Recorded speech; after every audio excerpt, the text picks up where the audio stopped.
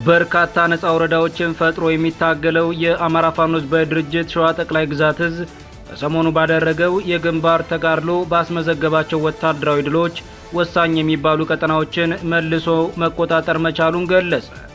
በመራቢት አውራጃ ሚዳና ሬማ ወረዳ ከአየር ወለድ ኮማንዶ ጋር ከፍተኛ ትንቅንቅ ሲያደርግ የሰነበተው እዙ ከ70 በመቶ በላይ ቀበሌዎችን ነፃ በማውጣት ከአካባቢው ማህበረሰብ ጋር ውይይት ማድረጉን ገልጿል።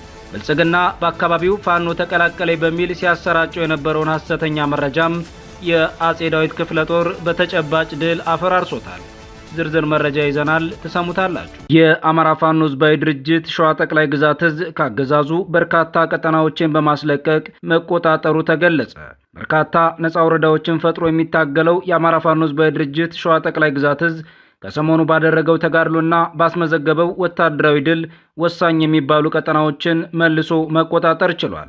በመራቢት አውራጃ ሚዳና ሬማ ወረዳ ከአየር ወለድ ኮማንዶ ጋር ከፍተኛ ትንቅንቅ ሲያደርግ የከረመው የአጼ ዳዊት ክፍለ ጦርም በቀጠናው የሚገኙ ከ70 በመቶ በላይ ቀበሌዎችን ነፃ በማውጣት ከአካባቢው ማህበረሰብ ጋር ውይይት እያደረገ ይገኛል።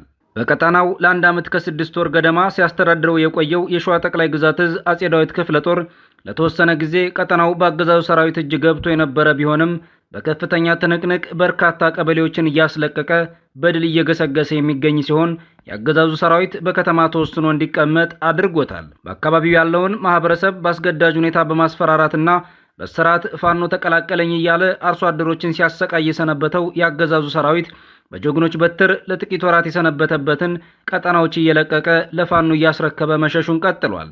መረጃውን ያደረሰን የአጼ አምደ ጽዮን ኮር ሚዲያና ኮሚኒኬሽን ክፍል እንደገለጸው የአማራ ሕዝብ የህልውና ትግል የደረሰበትን ደረጃ ለሰፊው ሕዝባችን ግንዛቤ ፈጥረናል ያለ ሲሆን ህዝባዊ ውይይቶች በሁሉም ቀጠናዎች መቀጠላቸውን ገልጾ በርካታ ህዝብ ተሳትፎ እያደረገበት መቀጠሉን ለጣቢያችን አሳውቋል። በመራቢት አውራጃ በሚዳ ወረዳ ሬማ ቀጠና የአማራ ፋኖ ሕዝባዊ ድርጅት ሸዋ ጠቅላይ ግዛት እዝ አጼ አምደ ጽዮን ኮር የአጼ ዳዊት ክፍለ ጦር ባደረገው ህዝባዊ ውይይት ቁጥራቸው ከ2000 በላይ የሚገመቱ ከቃራ መጅት ቀበሌና ካላቦ ቢራባ ቀበሌ ከተውጣጡ ነዋሪዎች ጋር ወቅታዊ ውይይት ማድረጉንና አገዛዙን በጋራ ለመፋለም ከህዝብ ጋር መወሰኑን ገልጸዋል።